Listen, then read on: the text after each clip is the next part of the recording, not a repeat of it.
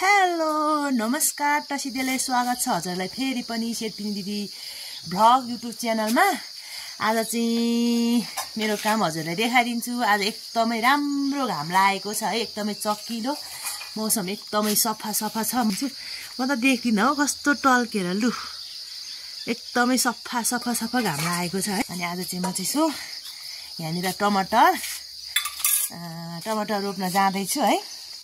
म हजुरहरूलाई हाम्रो टमाटर रोप्ने तरिका पनि भन्छु।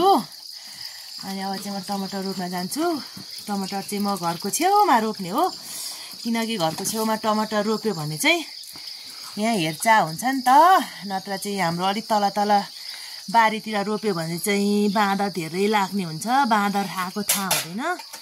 त्यही भएर यहाँ घरको छेउमा रोप्न लागेको। म चाहिँ यहाँनिर गमबोट लगाउन लागेको, साथीहरू गमबोट, त्यही भएर यहाँनिर झुकझुक गर्दैछु है। टमाटर चाहिँ अब मजाले फल्छ, रोप्ने तरिका सिकेर है।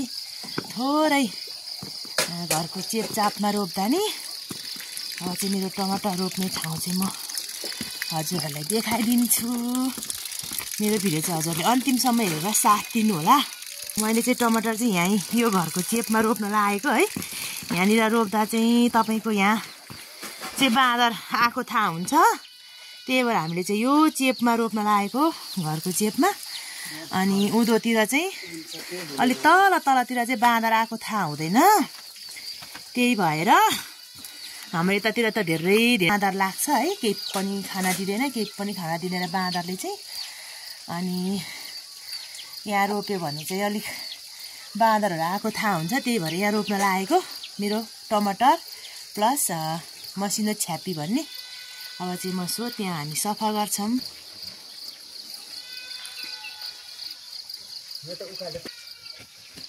टमाटर रोप्ने ठाउँ चाहिँ हाम्रो सफा हुँदैछ यहाँनिर है। यहीँ यसरी यहाँ रोप्ने हो, धेर पनि नरोप्ने, थोरै रोप्ने हो, तर मजाले यसलाई चाहिँ एकदम मेहनत गरेर खाल्डो खनेर है रोप्ने हो। मैले अस्ति रोपेको खोर्सानी हो, मजाले यो पनि सप्रेको छ है। यो ढुङ्गा जति त सार्ने यत्तिकै छोड्ने हो।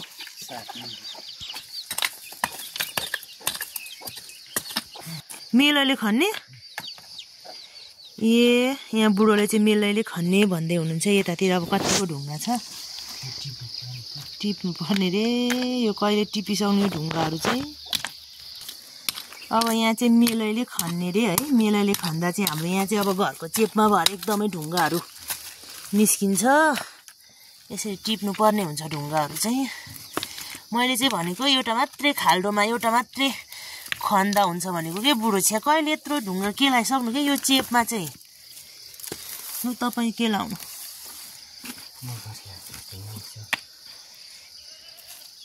मैले चाहिँ यहाँनिर एउटा बिरुवा बराबर एउटा मात्रै खाल्डो खनेर हामी रोपौँ न भन्दा चाहिँ हाम्रो बुढोले मेलैले खन्नुपर्छ भन्दै हुनुहुन्छ है। अब उहाँले खन्नुहुन्छ, म चाहिँ ढुङ्गा मात्रै टिप्दिने हो, किनभने यो घरको चेपमा चाहिँ एकदमै ढुङ्गाहरू है, अनि ढुङ्गाहरू छ, अनि साह्रो छ, उहाँलाई चाहिँ जम्मै खन्नुपर्ने रे।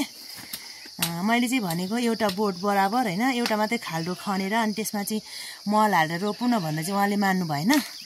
उहाँ चाहिँ केलाउँदै हुनुहुन्छ, केलाउने बुढो केलाउँदै हुनुहुन्छ यहाँ चाहिँ।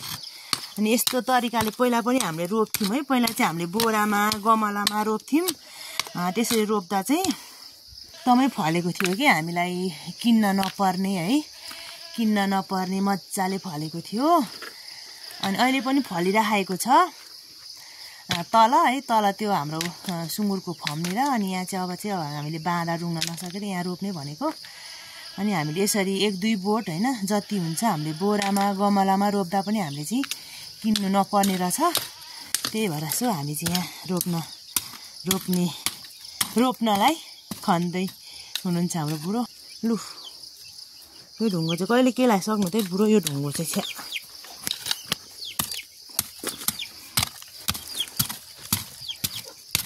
तर त्यति साह्रो त रहेनछ है। 5-6 बोट रोप्नु त के देर भयो। हामी धेर रोप्ने होइन, 5-6 बोट रोप्छौँ रोप्न चाहिँ। तर यसलाई चाहिँ मजाले मर्मत गरेर है पछि टक्क किन्नु परेन नि त यसलाई म त यस्तो ढुङ्गा टिप्दैछु गाइज हाम्रो बुढो चाहिँ खन्दै हुन्छ यता यति धेरै त खन्नु भयो कतिको टाढा टाढा रोप्ने हो टाढा चाहिँ कतिको रोप्नुहुन्छ खासै ढुङ्गा छैन त्यति ढुङ्गा त रहेनछ पहिला मैले यहाँ मजाले केलाएर उस खोर्सानी रोपेको थियो कि त्यही भएर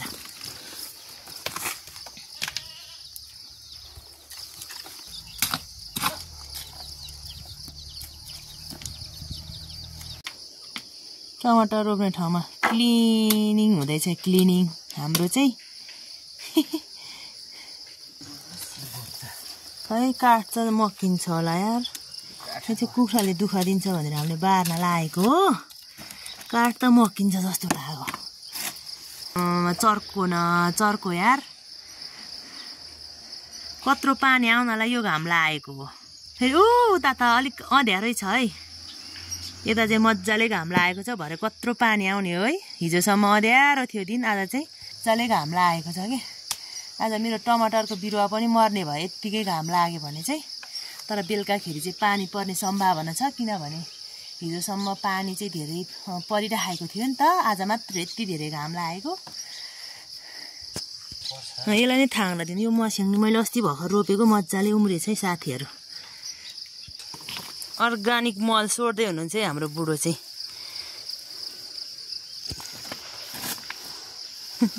अनि अर्गानिक त हो त यस्तो कुवाएर बनाउने मल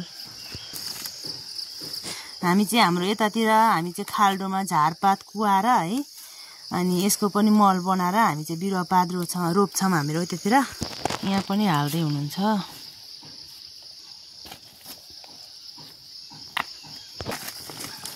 बोराको मल होइन यहाँ मल हो यो बोराको चाहिँ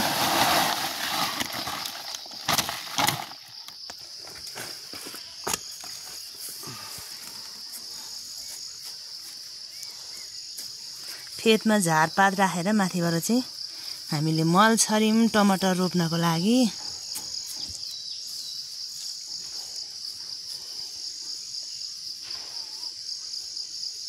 यो बोरामा नि मल छ हामीले तलबाट लिएर आएको फर्मदेखि मल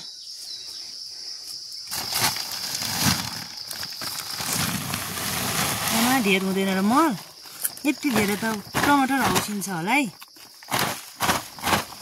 धेर हुन्छ होला हौ मल आमामा यसमा हामी काँक्रा अलिकति रोपिदिउँ न उयो तलको बिरुवा सारिदिउँ न यो त धेर हुन्छ नि मल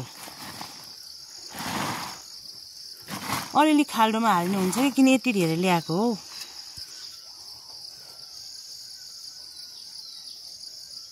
यहाँ चाहिँ अब टमाटर रोप्छौँ अब हामी चाहिँ फेरि त्यो माथि पनि यो मलमाथि पनि हामी चाहिँ माटो फिजाउने हो मलिलो माटो लिन जानु भएको छ हाम्रो बुढो यहाँदेखि ल्याउने हो माटो चाहिँ एकदम मलिलो माटो छ है यो माटो चाहिँ ठ्याक्क मलमाथि छर्नु पर्ने त्यसमा बिरुवा रोप्नु पर्ने माटो सोर्दै हुनुहुन्छ हाम्रो बुढो टमाटर रोप्नलाई मलिलो माटो मलमाथि हाल्नलाई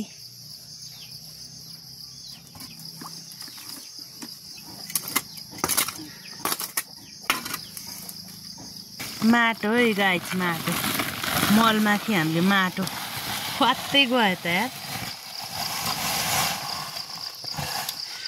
मलमाथि चाहिँ हामीले मलिलो माटो राखेको बिरुवाको लागि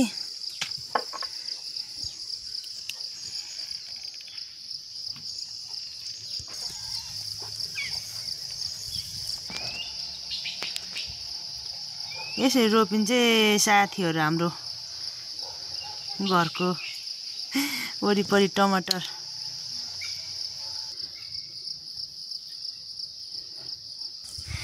हाम्रो गाउँघरको कौसी है गाइस यो चाहिँ कौसी सहर बजारमा त कौसीमा आनन्दले रोपिन्छ नि त गाउँघरमा त जस्ताको टहरा हुन्छ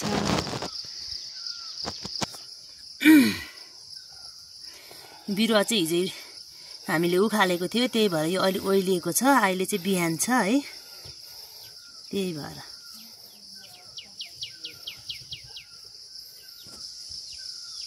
ल टमाटर रोप्ने तरिका है गाइड छ है मजाले फल्छ यसलाई जोगाउन सक्यो भने चाहिँ यो बार चाहिँ हामीले कुखुराको लागि है कुखुराले बिगार गर्दैन अब यसलाई फेरि बार्नुपर्छ पछि भनेर अहिले 1300 यो राखेको अब फेरि हामीले यसलाई बाँस फुटाएर राख्छौँ नत्र कुखुराले चाहिँ बिगार गरिदिन्छ अब हामीले टमाटर चाहिँ रोपिसक्यौँ अब हाम्रो पालो फेरि छ्यापी रोप्ने छ्यापी पनि त्यही कुनामा रोप्दियौँ है हामीले चाहिँ पुरानो भाँडोमा अर्ग्यानिक मल बनाएर हामी छ्यापी रोप्दैछौँ है यो पुरानो भाँडोको नि सदुपयोग हुने रहेछ कि गाइज लु हेर्नु तल झार खाँड्यो त्यो माथि माटो सदुपयोग भइरहेको छ हाम्रो चाहिँ यहाँनिर पुरानो भाँडा कुँडाको कुखुराहरू नि यहाँ बिगार गर्न आउँदैछ नि यतातिर नपोखाउने यो अर्ग्यानिक मल है गाई यो चाहिँ यति धेरै मिठो हुन्छ कि है लसुनको पत्ताहरू जस्तो हो यो चाहिँ हरियो लसुनको कतिजना साथीहरूले थाहा होला है कतिजनालाई थाहा नहुन सक्छ एकदम टेस्टी हुन्छ यो उहाँ रोप्नु हुने रे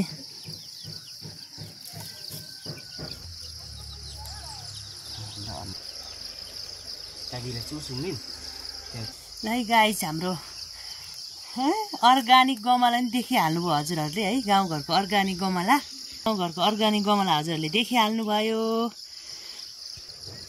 अर्ग्यानिक गमलामा हाम्रो छ्यापीको बिरुवा भयो यहाँ त ठोकिए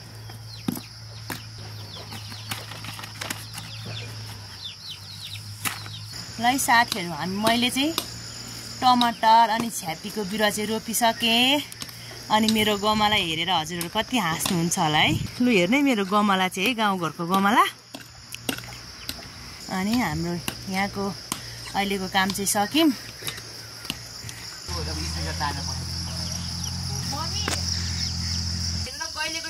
म चाहिँ घर आइपुग्यौँ अब हात खुट्टा धुन्छु यहाँ चाहिँ नानी बाबुहरूको नि गफ हुँदैछ कि यसरी गाय चाहिँ हेर्नु क्यामेरा देखायो भने चाहिँ लुक्ने खालको अब मेरो काम चाहिँ यहीँ सक्यो आजको काम चाहिँ यहीँ सकेँ है कामहरू चाहिँ सधैँ यस्तै हुन्छ भन्दै अनि मेरो भ्लग चाहिँ भएन है अनि सधैँ एउटै हुन्छ नि त काम त्यही भएर काम चाहिँ यस्तै हुनेछ गाउँघरको मेरो डेली भ्लग चाहिँ एउटै काम भएर मैले डेली भ्लग चाहिँ गर्न मैले अपलोड गर्न नपाएको है अपलोड नगरेको नपाएको भन्दा पनि सधैँ एउटै थरीको हुन्छ नि त गाउँघरको काम अब कोदो रोप्यो भने कोदो मात्रै दिनदिनै रोप्ने हुन्छ धान रोप्दा धानै मात्रै के बसेछ है अनि त्यही भएर आज चाहिँ मैले यो टमाटर छ्यापी रोपेको भिडियो हजुर माझ ल्याइहालेँ अनि हजुरहरूले चाहिँ प्लिज कमेन्ट गर्न नभुल्नु होला भन्दै आजको शेर्पिन दिदीको भ्लगबाट शेर्पिन दिदी चाहिँ बिदा हुन्छु बाई बाई फेरि अर्को भ्लगमा भेटौँला।